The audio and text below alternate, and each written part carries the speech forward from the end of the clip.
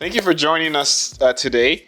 We have a very exciting topic, a question that's a series of questions that a lot of people have in their minds, and we want to answer this question: if God truly exists, why are bad things happening to me, and why do bad things happen in the world? So, what do you think about that?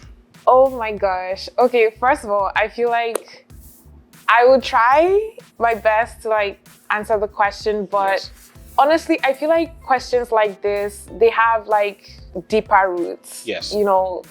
Maybe you're disappointed about something that has happened to you personally. Like maybe someone in your family got ill, even though you've prayed and prayed and prayed, they did not get the healing that you wanted. Or maybe you got ill, or maybe you lost your job, or it's just been one bad thing after the next. And now you're trying to understand why these things are happening. This is just one scenario.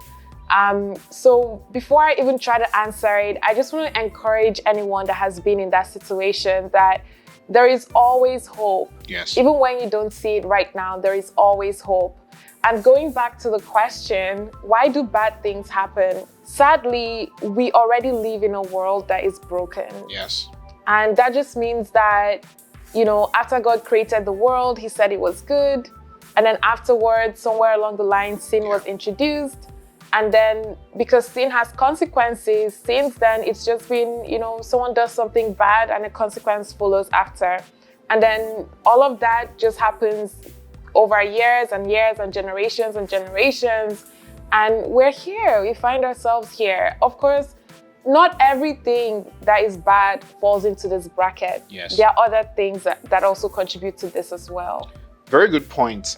It's important for us to understand that God, the presence of God is not invalidated by bad things. And to fully illustrate this, I like to understand or to talk about the concept of free will. As human beings, we have free will, meaning we have been empowered to make our choices. Our choices are not controlled by God. Our choices are controlled by us. So you can make a decision to do whatever you want. And sometimes, unfortunately, as human beings, we make decisions that are bad. And there's negative consequences, not necessarily punishment from God, but that's just the way the world works. So if you make a bad choice, speeding, for example, on the highway, there could be a negative repercussion. You can lose control, you can get into an accident. So that bad event was caused by poor choices. So I think it's very, very important for us to look at it that way. Sometimes it's because of our poor choices that bad things happen.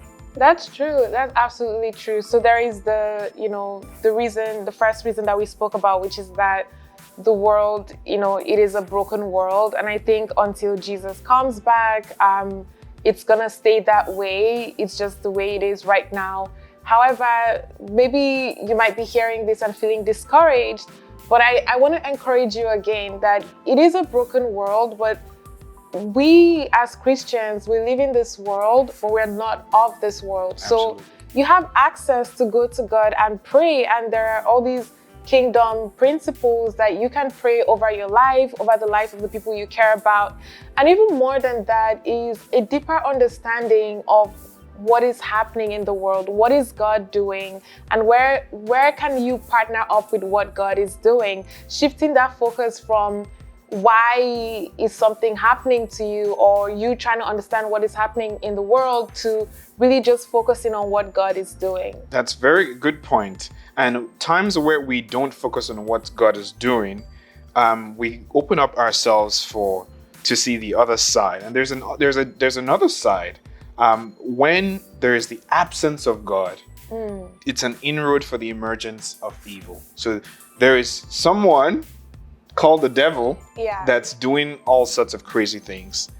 In the Old Testament, if you read the Bible, the Old Testament doesn't really talk much about the devil, and everything was attributed to God. Some things that were not done by God they just attributed anything that was supernatural or anything that was out of the norm to the works or the acts of God. But in the New Testament, the devil is introduced as the person that comes to steal, to kill, to destroy. So we see clearly from the Bible that sometimes when bad things happen, they are demonically influenced. They're caused by the presence of the devil. So every time we take our focus away from God and we stop looking at the things that God is doing, we can easily empower the acts or focus on the acts of the devil, which is not really the best thing.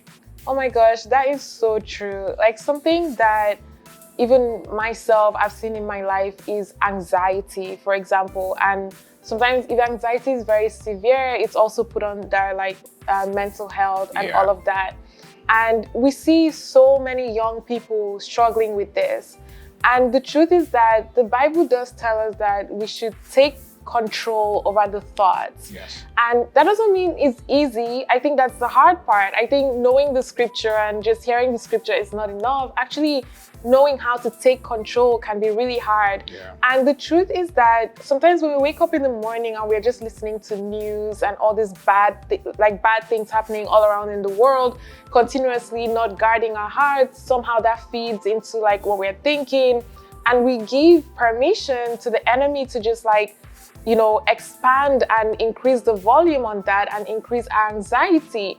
And then we can sit back and say, well, why is this happening to me? Why can't I seem to like, you know, exit out of this? And the truth is that as much as we might feel like there's so many bad things happening in the world and we don't have any control, we have to go back to our identity as children of God. What has God equipped us with? You can see Paul constantly telling people about this. Like, God has equipped you with so many things, despite all the bad things happening in the world. So we have to go back to learning about our identity and using that to conquer the things of this world. Wow, that's fantastic. So to conclude this discussion, there are three key players.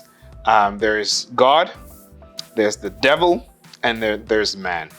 So God, according to the Bible, God is the definition of good. There's no shadow of turning. There's no variableness that's with God. There's no evil with God. God is all powerful. He's constant. He's consistent. Now there's man. God gave man free will, and so we have to take control of our choices. We have to focus on the right things. We have to do the right things. We have to stay away from sin because there's natural repercussions to sin. And then there's the devil that's out here to kill, to steal, to destroy, to cause a lot of crazy things. And every time we don't focus on God, we're empowering the devil to do all his acts. Now, it's important for us to understand that the presence of bad things doesn't invalidate the power of God. It doesn't invalidate the presence of God. God is here. But because of our free will, we can choose to say no to God and to empower the devil. And we don't want to do that. Yeah. We need to focus on God. We need to accept his love, and we need to trust him for his goodness. Thank you for watching this video. I hope you were blessed.